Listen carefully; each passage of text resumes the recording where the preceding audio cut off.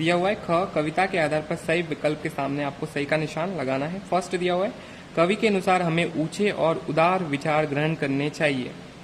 अ हिमालय से, ब आकाश से और स नदी से। तो अपनी पोएम का नाम क्या है? इतने ऊंचे उठो कि जितना उठा गगन है। तो किससे?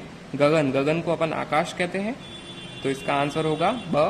ओके, नेक्स्ट देखते हैं अपन क्वेश्चन सेकंड। कवि के अनुसार, फिर आपको खाली जगह दी हुई है कि भावना द्वारा हमें सबके हृदय को सरस बनाना है। तो हमको सबके हृदय को सरस बनाने के लिए कौन सी भावना यूज करनी है? अ शिथिलता, ब सरलता या स समानता। तो हमने पढ़ा है कि समता की दृष्टि से, भाव दृष्टि से, तो समानता इसका आंसर होगा, समानता स। ओके, इसमें टिक करना है। इससे नेक्स्ट क्वेश्चन अपन ने अभी तक पढ़े नहीं है।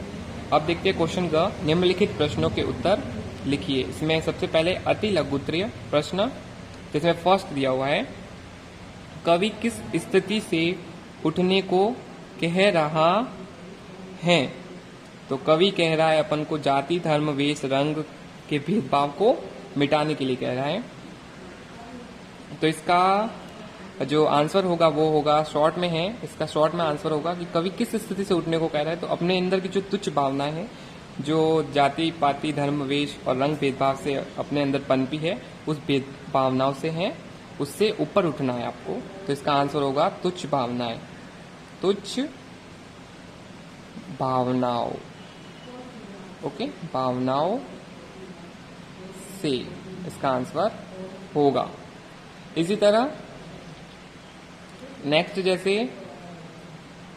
हमें युद्धों की आग में जलाने के मुख्य कारण क्या रहे हैं? तो ये अपन ने अभी तक पढ़ा नहीं है। इसी तरह नेक्स्ट लघु उत्तरीय प्रश्न में देखते हैं। फर्स्ट दिया है हमें समाज में किस भेदभाव को मिटाना है? हमें समाज में एक तो जाति का भेदभाव, एक है धर्म का, एक है वेश, एक है रंग। इन सारे भेदभाव, इनके सारे भेदभाव को आपको क्या करना है? मिटाना है। भेदभाव को मिटाना है। ओके, सेकंड दिया हुआ है मलय पवन से क्या सीख लेनी चाहिए? मलय पवन यानी पहाड़ों से आने वाली ठंडी या शीतल हवाओं से आपको क्या सीख लेनी चाहिए? तो इसका आंसर हो सकता है कि जग की जो ज्वाला है उनको अपनी ठंडक से बुझाने की सीख लेनी चाहिए। तो इसका आंसर होगा जग की ज्वालाओं को अपनी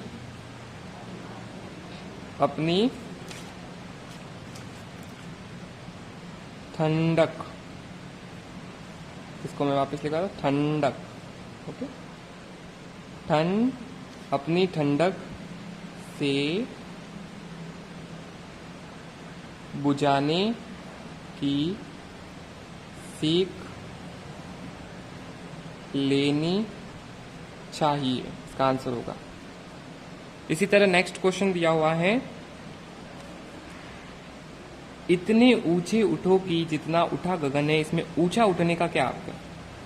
ऊंचा उठना मतलब क्या है? इसका आंसर, तो इसका थर्ड का जो आंसर है वो है कि हमारे अंदर जो तुच्छ भावनाएं हैं, यानी जो गंदी भावनाएं हैं, उनसे ऊपर उठने का बोला गया है। इसका ऊंचा उठने का अर्थ है। ओके, तो इसका आंसर होगा हम तुच्छ, एक तो तुच्छ बातों से, तुच्छ बातों और भावनाओं से, भावनाओं से ऊपर उठो। इसका अर्थ है, ऊपर उठने का अर्थ क्या है? एक तो हमको तुच्छ बातों और तुच्छ भावनाओं से आपको क्या करना है? ऊपर उठना है। ओके, फिर जो क्वेश्चन आज के लिए बस इतना ही। जो होमवर्क रहेगा वो आप नोट कर ले। तो 6th क्लास के फर्स्ट पीरियड का होमवर्क रहेगा। पेज नंबर 6 पर प्रश्न क दिया, उसका 1 2 आपको करना है। प्रश्न ख का 1 2 आपको करना है। पेज नंबर 7 पर ग नंबर क्वेश्चन दिया है, जिसमें अति लघु उत्तरात्मक प्रश्न है, उसका 1 और लघु उत्तरीय उसमें है 1 2 3 आपको अपनी नोटबुक में करना ही होमवर्क रहेगा आपकी। क्लास 6 का हिंदी पाठ्य पुस्तक का। ओके।